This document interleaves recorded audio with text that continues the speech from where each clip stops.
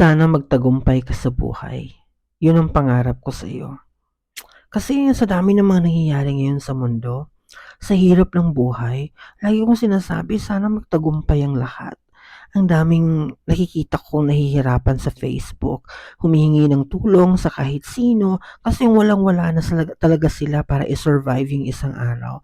Nakakalungkot na wala kang magawa para sa kanila. Yung kaya mo lang gawin is ipagdasal yung mga tao na yun na sana magtagumpay sila sa buhay. Kaya lagi kong sinasabi, sana magtagumpay ang lahat.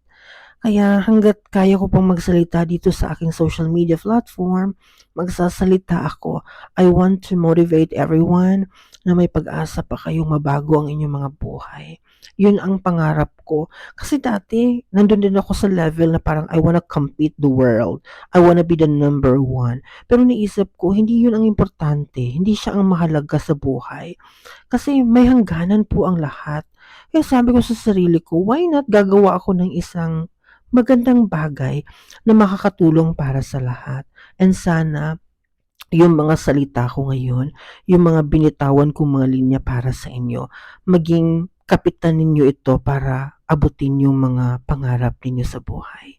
Sana maging instrumento ako sa pagkamit ng inyong mga pangarap.